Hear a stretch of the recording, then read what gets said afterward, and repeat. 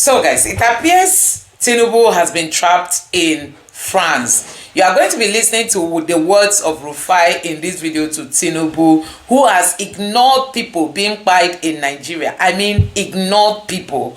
Also, we all know what Sultan said about, the social media, and Sultan played down the number of people being pied in Nigeria.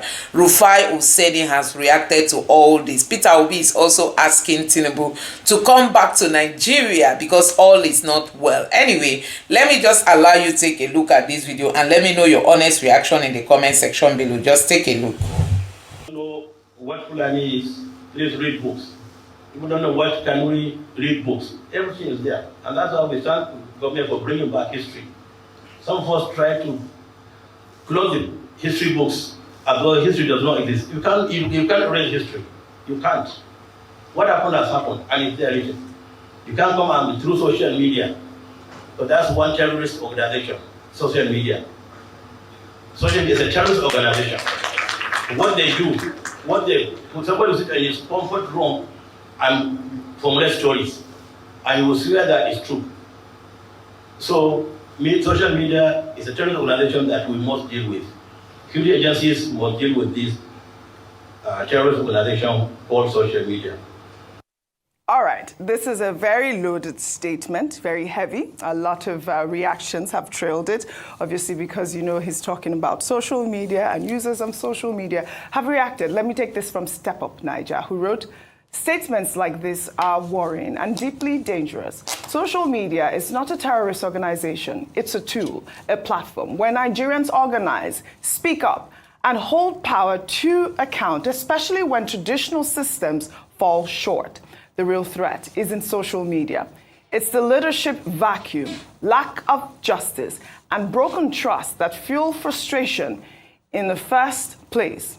Yes, misinformation should be addressed, but silencing citizens is a slippery slope to authoritarianism, not a solution. We need leaders who solve problems, not suppress voices." Kind of agree with Step Up Nigeria. I'll take this other tweet. This is from Amadu, who wrote, "Terrorist organization might sound dramatic, but he's not far from the truth when you look at it from a bigger picture. Terrorism isn't just about violence. It is about spreading fear. And in today's world, fear travels fastest through one medium, social media. Radicalization at scale. Extremist groups use social platforms to identify, groom, and recruit individuals through memes, videos, and forums. They normalize extremist views and weaponize ideology. Terrorist acts are often designed for maximum media coverage. Social media multiplies this tenfold, turning local events into global propaganda in minutes. Platforms like Telegram, WhatsApp, and even Twitter DMs become tools for planning, coordination, and private propaganda away from law enforcement scrutiny. Gamification of violence. Some extremist groups treat acts of terror like missions or achievements. Social media becomes the scoreboard, rewarding those who go viral with notoriety and admiration in radical circles. Several attackers have broadcasted violence in real time, knowing platforms will amplify the spectacle. This serves both propaganda and psychological warfare purposes. Social media isn't causing terrorism, but it's become a powerful amplifier, recruiter, and stage for extremist activity. Understanding this is key to disrupting the digital ecosystem of modern terrorism. The role of social media in our contemporary world can't be overlooked. That is a loaded tweet, a lot of dimensions with what he has said. And I do also agree with not everything, in part of everything that he said. No, I think the lion's share of what he said is actually quite apt. Yes. And I think that for a tweet, it almost reads like an article or an essay, really, because he's articulated himself very, very well. And I think that what he has done is really identify the problem with social media. I'm quite accustomed to defending social media because I think it serves a great good. And we've had, even before the explosion of social media, we've always unfortunately had crime, had negative issues, and what we might not have had is a vehicle to make people aware of what is happening in the world. Have people been able to weaponize social media to negatively? Absolutely. Absolutely. So I do think that what he said is correct, but I don't think the solution is to ban it or to end it. It's unfortunately another layer of this evil of terrorism. Absolutely. Let me take another tweet, Rufai, because I know that you want to buttress your point here. This is from Polonium, who wrote, I think what he wanted to say is that terrorists use social media to showcase their crimes. Don't we see how terrorists and bandits post pictures of them sharing money on TikTok? Perhaps that's what he was referring to. I'm sure he has children and grandchildren who use social media, including WhatsApp. Are they terrorists or committing terror?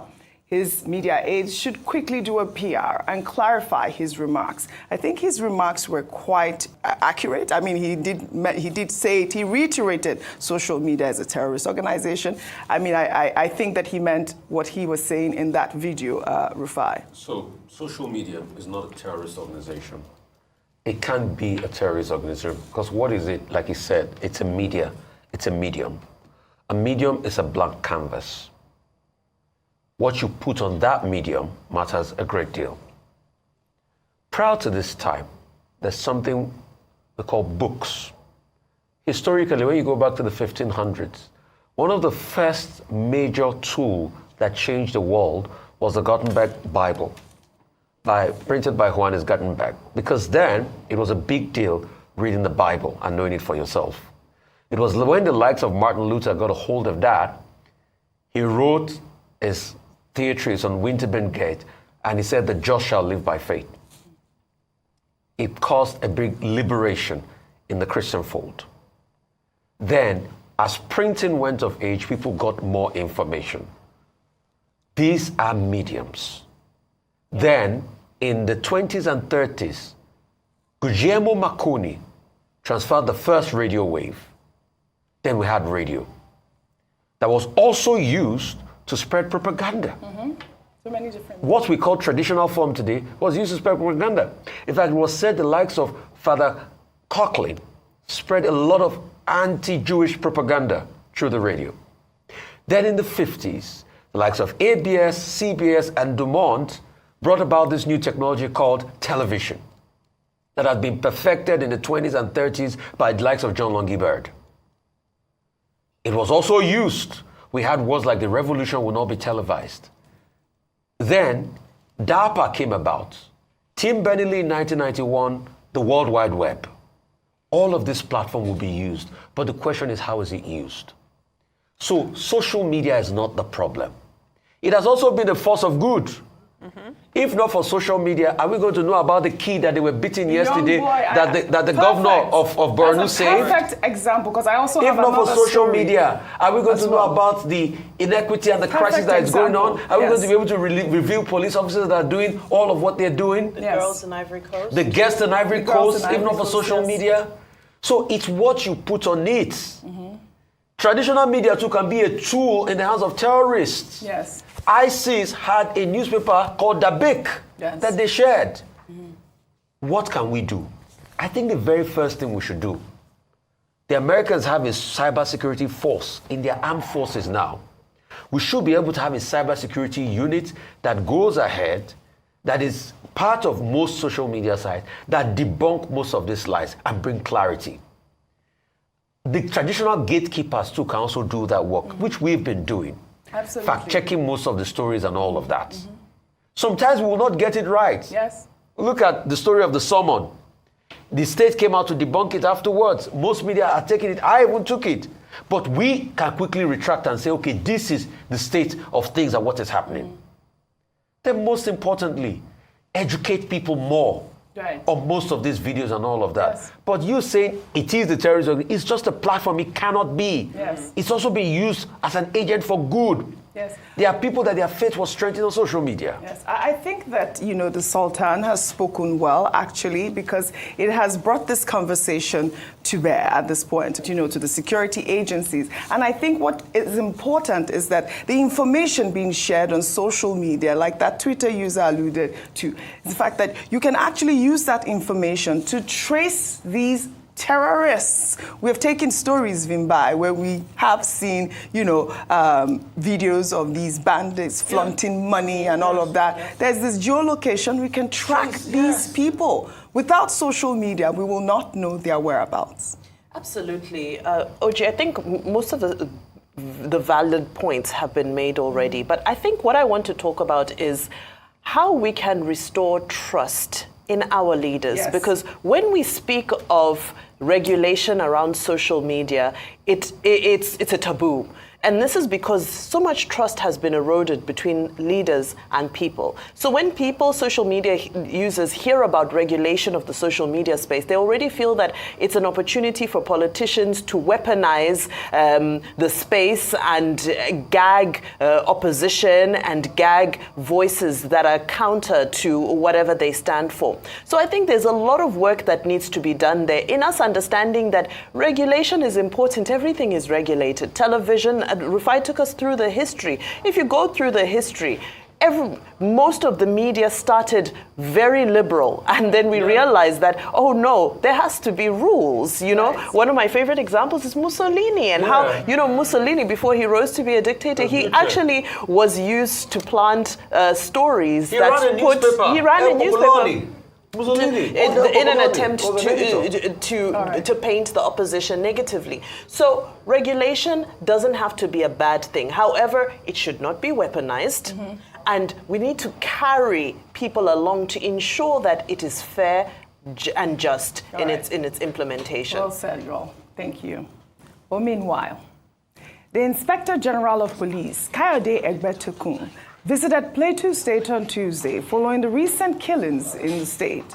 The police chief condemned the violence and assured residents that the perpetrators will be caught soon. Egbertekun also recognized the negative impact on local farming communities and urged the public to avoid profiling criminals by ethnicity, stressing the importance of unity in addressing crime.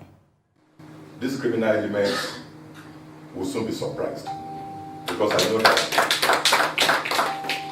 their days are numbered. And I want to appeal for calm. I want to appeal to our people that we should not profile criminals based on their ethnics. We must stop ethnic profiling of criminals. Criminals must be dealt with as criminals. Criminals don't have tribes. They are just criminals. Let us work together to ensure that the criminals in our midst are dealt with as criminals and not on the basis of where they come from.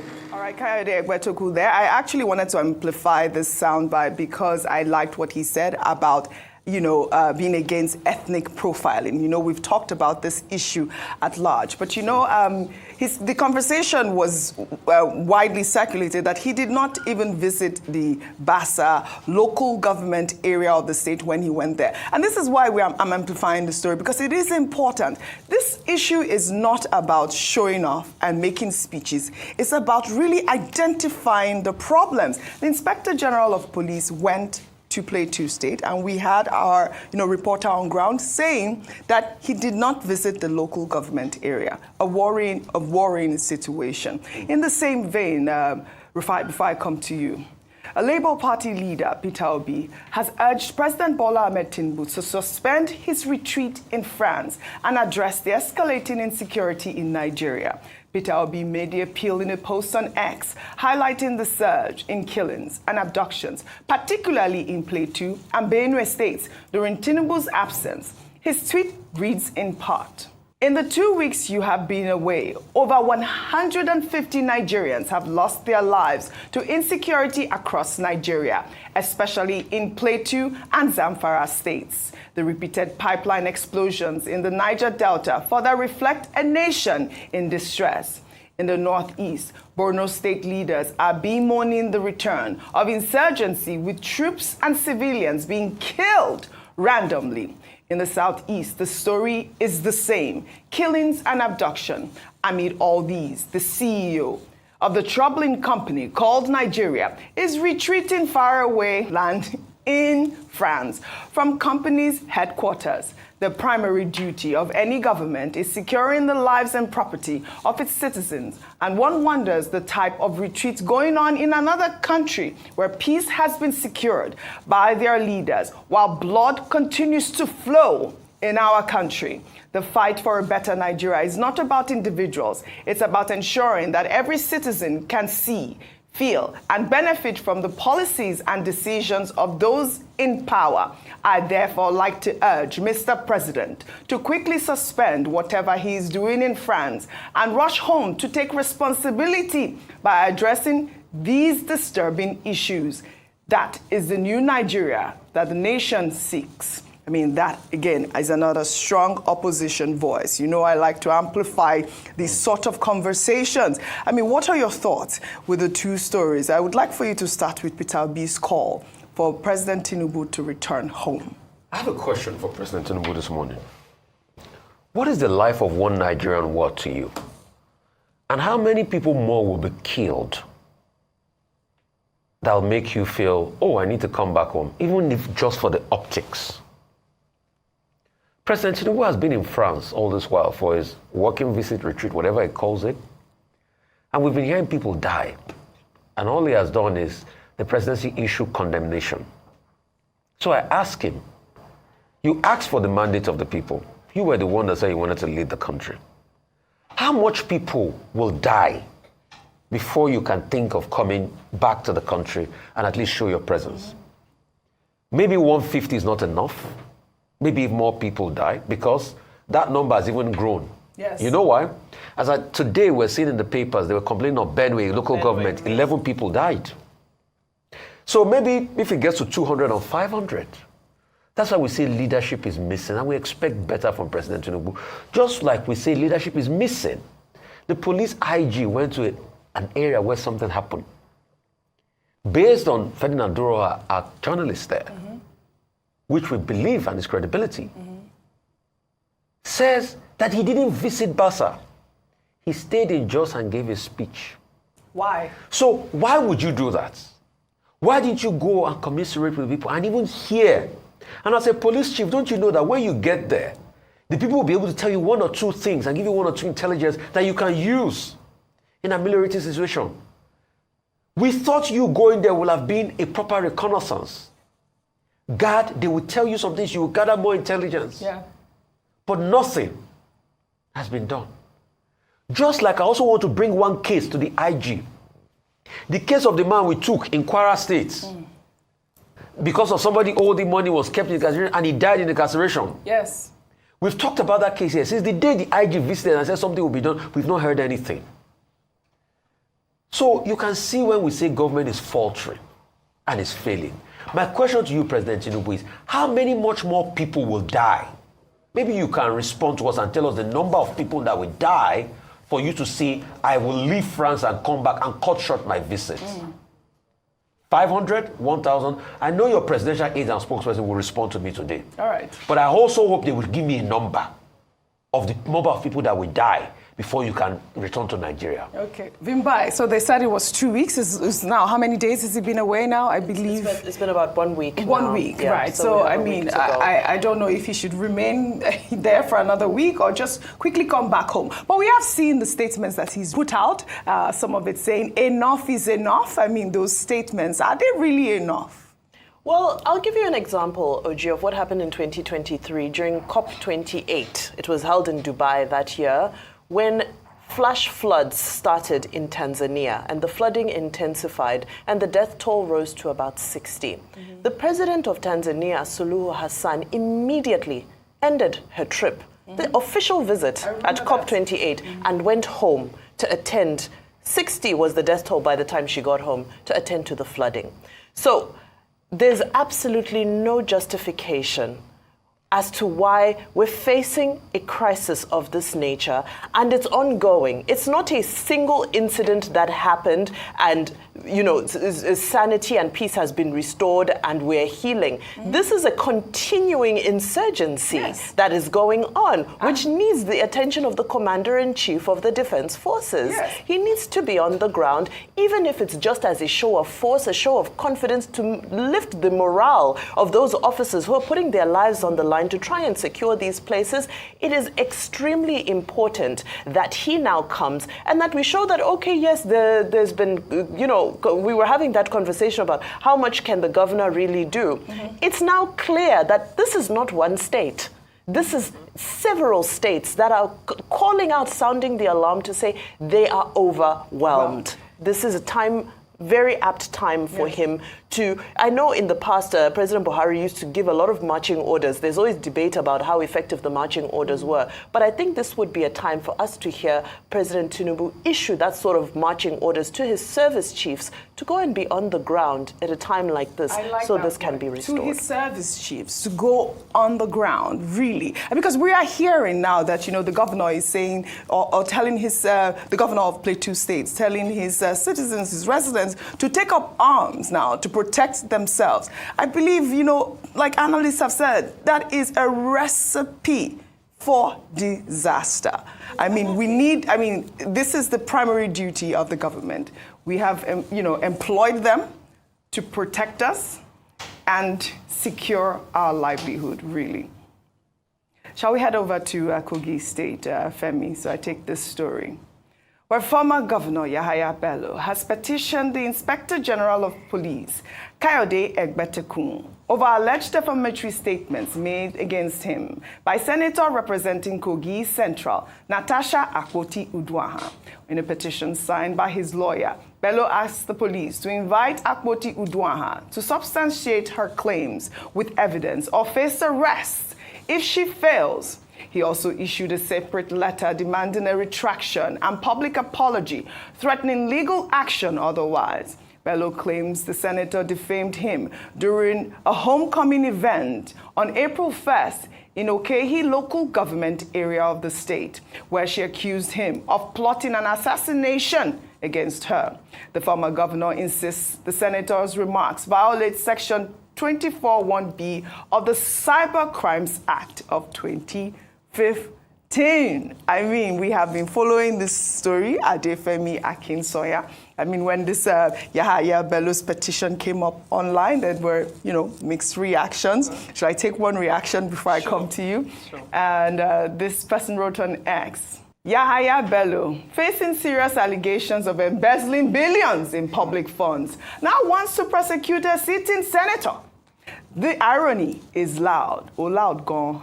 He should face justice, not distract from it. I mean, I thought that was quite a cheeky joke. But you know, that sort of conversation was online. Like, are you the one now prosecuting people? But everyone is entitled to defend themselves. Yeah. Go ahead, no matter what. Is Yahaya Bello entitled to defend himself? Question and answer. Okay.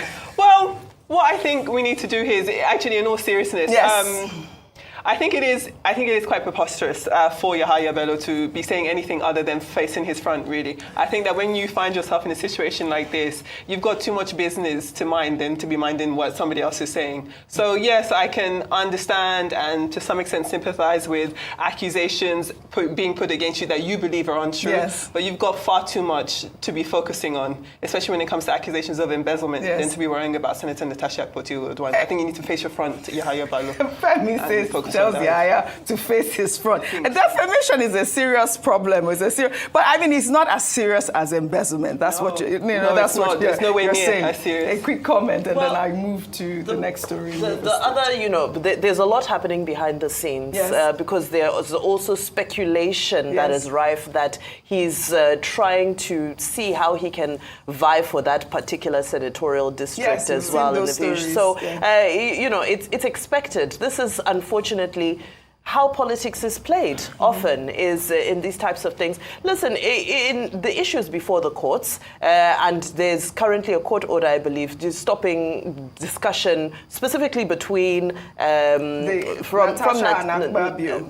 Natasha and Senator Akpabio from speaking on this issue. But Yahaya Bello was also mentioned in that. A number of other names were also mentioned, and they're absolutely entitled to come up and say that we shouldn't be in this conversation. But what is not, it doesn't take away from the fact that we know the undertones of this conversation are now around the potential of Yahaya Bello possibly going from being a former governor to becoming a senator of this Kogi is a central constituency. You know that the story is unfolding, is developing. We will follow up on the story as always. Shall we head over now to Rivers State, where a group of women on Wednesday stormed major streets in Port Harcourt, the state's capital, to protest against the imposition of a state of emergency in the state. This is the second major protest by groups of women demanding the return of Fubara in less than a week. The women under the aegis of the Rivers Women Unite prayer group, all clad in red, called for an end to what they described as an unconstitutional state of affairs in the state. They held placards with inscriptions that read, again, "Bring back Governor Fubara.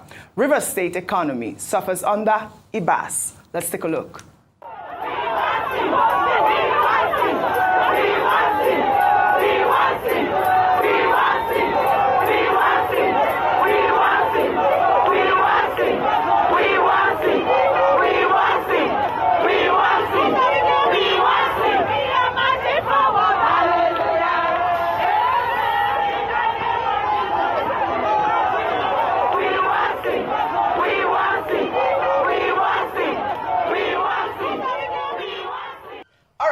One Fubara. I mean, the state of emergency in River State now has, brought up all of these sort of protests. We saw the same one over the weekend. I took one on Monday with all whites this time now in red. I mean, this is a serious issue, Rufai. I don't know how long this protest is going to go on. Is it going to go on for 6 months? Are they listening? Go ahead, Rufai. This is a serious issue, but it has also opened market for protest merchants. Correct, market. Right. Because we have a lot of protest merchants in this country, people that organize protests. There's a sign that says NBA, have conscience. I saw that too. And at least there's a protest industry in Nigeria. At least they will print a poster, they will print all of that. But what's the substantive matter? The fact that an aberration happened in our constitution under the incumbent president.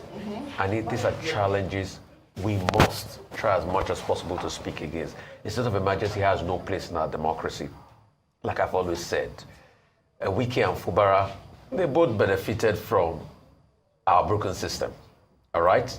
Because if you ask other people to divide in that, if you ask people that died in that election against Fubara, they'll tell you there's a lot of high-handedness and everything. So only God knows what happened and what they did, and they got in there. But now they are at loggerheads, they are fighting, things are not well amongst them, then you have all of these problems, quintessential problems. But the declaration of the state of emergency was not the way to go. We totally condemn that. Yes. Hence the MBA debacle and all of that. But there will always be protest merchants. People will get one or two things for protesting and all of that. It's the protest economy. We all saw that happen during the Natasha and the Akpabio gates, where they had both factions protesting and all of that. But we must constantly speak and condemn the state of emergency, because we all spoke against it when Olusegun Obasanjo did it. It's not a fair one for our democracy. All right, then. Well said. You wanted to say something? Just very, very, very quickly. I have to say I commend the peaceful nature of these protests. Yes. And if they can sustain these peaceful protests, that's also a good thing. Yeah. So they believe in something, they're standing by it, they're able to organize themselves, financially induced or not, but it's peaceful and it's orderly. And I think that's very important, because the conversation around protests is a very sensitive one. So it's just good to always remind the public that Actually, there's nothing wrong with protests. No matter how much they try to condemn protests, we should never ever be deterred from our constitutional right to protest in an organized and peaceful way. So this is a really good one, in my opinion. But also, Rufai, just speaking to your point, I wonder if they can, somebody, you know, all these people who do all these surveys and so forth, I wish they can do a survey and give us the value of the protest economy. No, it's 3 to 5, you know, it's 3K. You know, remember when... No, I mean the economy as a whole, how many billions it's worth? When people came to protest against us here in Arise, we took our marks to go and investigate and interview them. I think they were fighting over 3 or 4K or 2 to 3K. So if per person, it's a big economy. On a national scale, it's a multi-billion naira economy. At least it was of poverty. Isn't it? Well, all right. We'll take the story now under entertainment. Award-winning author Chimamanda Ngozi Adichie, who has been on a book tour granting interviews for her new novel, Dream Count, criticized U.S. President Donald Trump, likening his administration to the corrupt system of democracy often seen in Africa. Responding to interview questions with the CBC network in Canada, the author said that Trump's leadership really does feel like America is being governed by an African big man. Let's take a look. I grew up knowing, for example, that my parents' friends would come to visit, and when they would talk about politics, they would lower their voices. But they were in a house, and you know, we had a large yard, and there was really no practical reason to lower their voices, but they did. And I think that was just symbolic of the larger political landscape. And so for us, things would happen in Nigeria and we would say, oh, just go to America, that will never happen. So America was this ideal. And I think for the first few years, America did feel to me like endless possibility, but also something that I could admire. So yes, I did. I mean, America was, it no longer is. America no longer feels aspirational to me. Because, I mean, for obvious reasons, I think the present administration in the US just feels to me like a Nigerian government. It really does feel like America is being governed now by an African big man.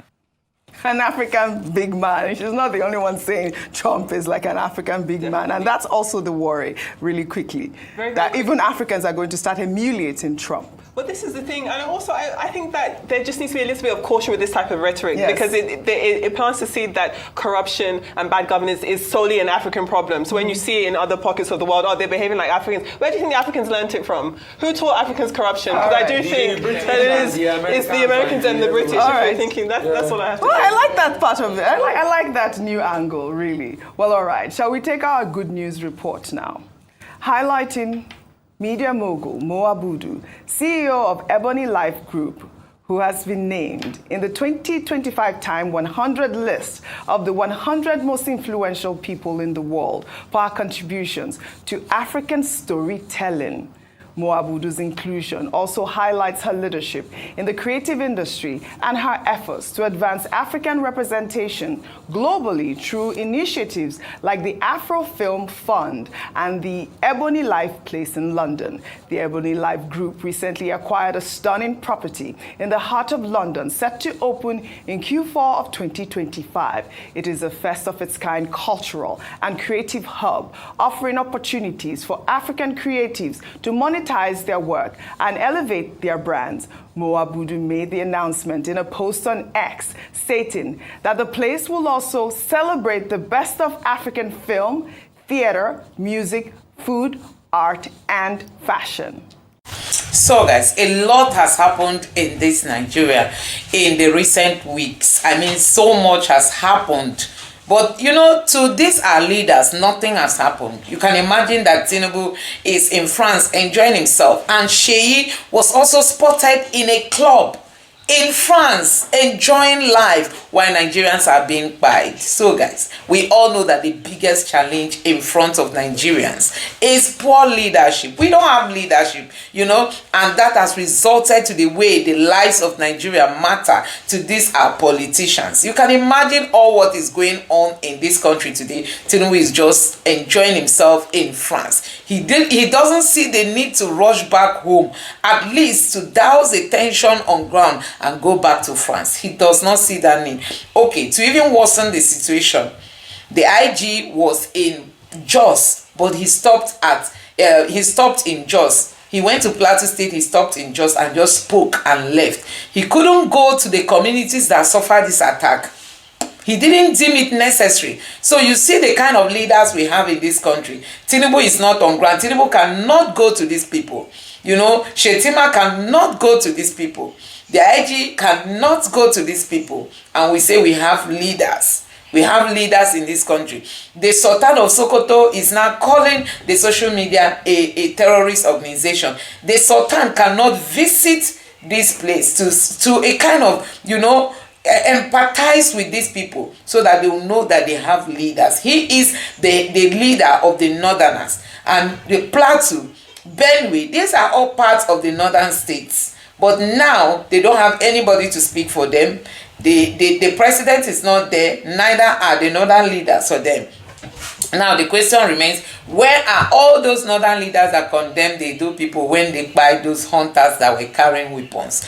Where are those northern leaders that say they want the Edo people to be paraded for their anger to be appeased? That the Edo people must be paraded, they want to see their faces. Where are they as people are buying, you know, the people of Plateau State? Where are all those people that supported, you know, that came out to condemn the people of Edo State when all those things happened? Now they've all gone silent. Nobody is speaking, nobody wants to speak, you know. Nobody wants to speak anymore. You can imagine the kind of country we are living in. Nobody is speaking again because it has to do with another people.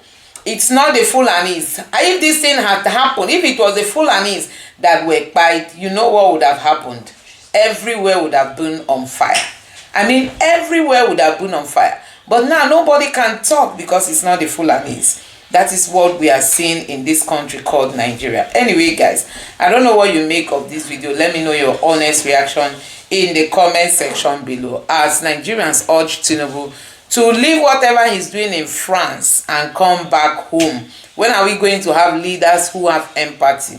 When are we going to see leaders who know what relationship with the people that they are leading is all about? We don't know when. With all what INEC and judiciary is doing, they keep forcing the wrong people on Nigerians, thereby creating poor governance, poor leadership in place, which has created so much vacuum.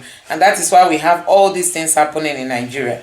Anyway, guys, let me know your thoughts in the comment section below. Please don't forget to subscribe to the channel, turn on the notification bell. Please give this video a like so that YouTube can recommend it to others, and drop your thoughts in the comment section below. Thank you.